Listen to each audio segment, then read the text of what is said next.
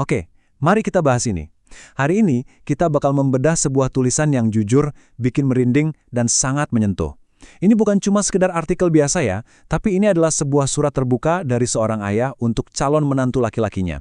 Sebuah curahan hati yang belak-belakan, kadang lucu, tapi juga dalam balat tentang rasanya melepaskan putri tercinta buat memulai hidup baru. Di bahasan kita kali ini, kita bakal nelusurin pesan-pesan emosional dan pandangan hidup yang luar biasa dari blog post sang ayah. Yuk, kita mulai! Sang ayah buka suratnya pakai sebuah syarat yang emosional banget. Kalau kamu mengerti, aku akan tenang mempercayakan putriku padamu. Kalimat pembuka ini tuh langsung ngasih tahu kita betapa besarnya taruhan di sini. Ini bukan sekedar restu formalitas dari orang tua, tapi sebuah syarat emosional. Kalau si pemuda ini bisa benar-benar paham isi suratnya, barulah sang ayah bisa ngerasa damai ngelepasin putrinya. Wah, ini benar-benar ngebangun suasana buat perjalanan emosional yang bakal kita kupas bareng-bareng. Nah, kita masuk ke bagian pertama, perubahan pada diri putriku. Di bagian ini, sang ayah nulis suratnya dengan nada yang santai dan malah agak geli sendiri.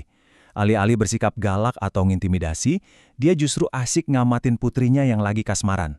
Coba perhatiin pengulangan kata "tahukah kamu" yang dia pakai.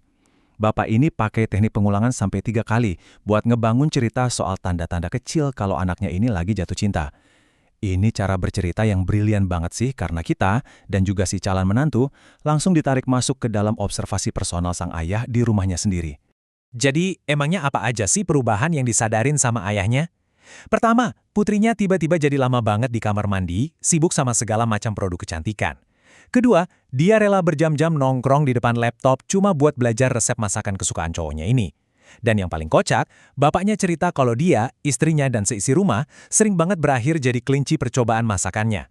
Terus yang ketiga, putrinya bisa ngabisin waktu berjam-jam di kamar sambil gugup cuma buat milih baju yang pas buat kencan. Padahal ya, di mata ayahnya, pakai baju apapun, anaknya tuh selalu kelihatan cantik. Tapi dari semua perubahan itu, ada satu observasi yang paling bikin tersentuh. Sang ayah merhatiin ada senyum lebar banget di wajah putrinya tiap kali dia pulang kencan sama pria tersebut. Menariknya, ayah ini ingat betul kalau senyum selebar itu dulunya eksklusif cuma buat dia dan istrinya.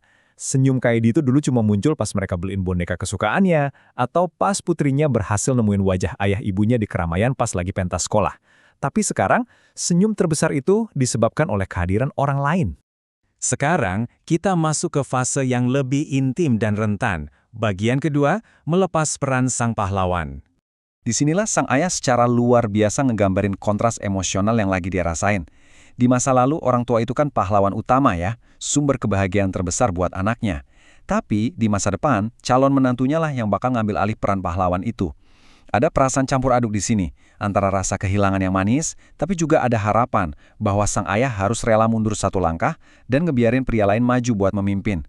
Dan hebatnya, ayah ini nggak marah dengan perubahan itu, apalagi iri sama pemuda yang udah ngerebut senyum anaknya. Perasaan itu disampaikan dengan jujur banget pas dia bilang, momen dimana aku akan pensiun jadi pahlawannya, dan kamu yang akan menggantikan peranku itu. Dia sadar penuh kalau momen transisi ini pasti bakal datang. Tepat di saat dia megang tangan putrinya untuk terakhir kali, dan menyerahkannya ke pemuda itu. Ini pengakuan yang benar-benar kuat. Sama sekali nggak ada ego atau cemburu buta di situ. Dia ngelepas putrinya buat masa depannya dengan kedamaian, keikhlasan, dan rasa percaya.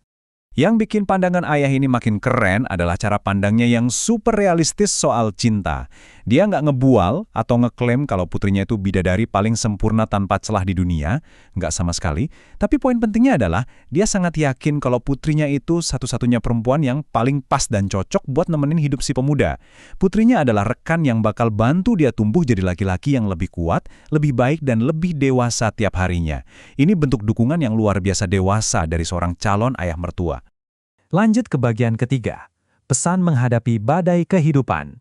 Sebagai orang yang udah makan asam garam pernikahan bertahun-tahun, bapak ini tahu banget kalau hidup nggak bakal terus-terusan penuh ketawa kayak masa pacaran. Pasti ada badainya. Makanya, dia ngasih 3 mandat praktis buat si calon mantu. Pertama, pertahankan senyumnya. Teruslah berjuang buat bikin dia tersenyum. Kedua, bantu dia berdiri.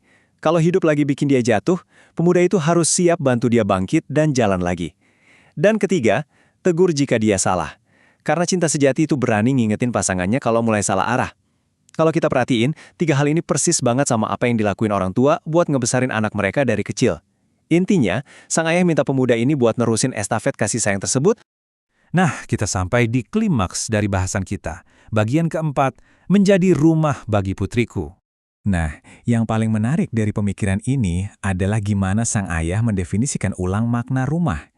Dia nekenin kalau tugas terpenting si pemuda adalah bikin putrinya selalu ngerasa pulang pas lagi sama dia. Rumah di sini bukan lagi ngomongin soal bangunan fisik dari batu bata atau semen ya. Makna rumah diangkat jadi tempat berteduh, tempat berlindung, rasa nyaman, dan pelarian emosional terakhir. Mendefinisikan rumah sebagai kehadiran seseorang, yaitu pasangannya sendiri, itu benar-benar pemikiran yang brilian dan puitis banget kan? Di titik ini, sang ayah dengan lapang dada mengakui, buat dia nyaman, buat dia bahagia, karena aku dan istriku tidak akan selalu di sini untuk membahagiakannya. Sang pemuda sekarang dapat tanggung jawab mulia, ngasih kenyamanan dan kebahagiaan yang udah nggak bisa lagi dikasih sama orang tuanya yang makin menua. Dan kalau kita tarik pelajaran ini ke hidup kita sendiri, konsep menjadi dermaga yang aman buat pasangan ini tuh benar-benar kebutuhan yang universal. Ini fondasi mutlak buat hubungan cinta yang sehat dan bisa bertahan ngelewatin ujian waktu. Kita masuk ke bagian kelima, restu dan harapan ayah. Setelah ngomongin hal-hal yang lumayan berat dan emosional tadi, nada tulisan si ayah balik lagi jadi santai dan hangat. Sambil ngerendah, dia minta maaf kalau kesannya dia jadi cerewet banget. Dia malah bercanda, katanya kalau istrinya yang disuruh nulis pesan ini, jadinya bakal kayak novel tebal 1000 halaman. Sedangkan dia cuma butuh 2-3 halaman aja. Di akhir suratnya dia bahkan ngaku, baiklah aku sekarang sudah terdengar seperti istriku. Sentuhan humor kayak gini efektif banget buat nyairin suasana setelah rentetan pesan yang intens tadi. Bikin sosok ayah ini kerasa akrab banget sama kita. Surat yang luar biasa ini ditutup dengan perasaan lega yang kerasa banget. Ayah ini nulis kalau dia ngerasa jauh lebih tenang sekarang sambil ngebayangin putrinya dan pemuda itu bakal menua bareng-bareng di masa depan. Kita benar-benar bisa ngerasain kedamaian dan rasa syukur dari kata-katanya. Lewat surat ini, dia secara resmi nyerahin tongkat estafet kehidupan putrinya dan memberkati masa depan mereka berdua dengan hati yang sangat ikhlas. Surat ini ditandatangani dengan rasa syukur dari calon ayah mertuamu. Sebelum kita udahan sama bahasan kali ini, saya mau ngajak kalian mikir sebentar. Sudahkah Anda menjadi rumah yang aman bagi pasangan Anda? Pesan sang ayah di blog ini pada akhirnya bukan cuma buat si calon mantu, tapi juga jadi cermin buat kita semua. Udahkah kita jadi tempat berlindung, tempat pelarian terakhir yang bikin tenang orang yang kita sayang? Saya harap bahasan kita hari ini nggak cuma ngasih sudut pandang baru, tapi juga bikin kita refleksi soal gimana kita ngejaga hubungan kita. Terima kasih udah ngikutin sampai akhir, dan mari kita terus belajar jadi rumah yang nyaman bagi mereka yang kita sayangi.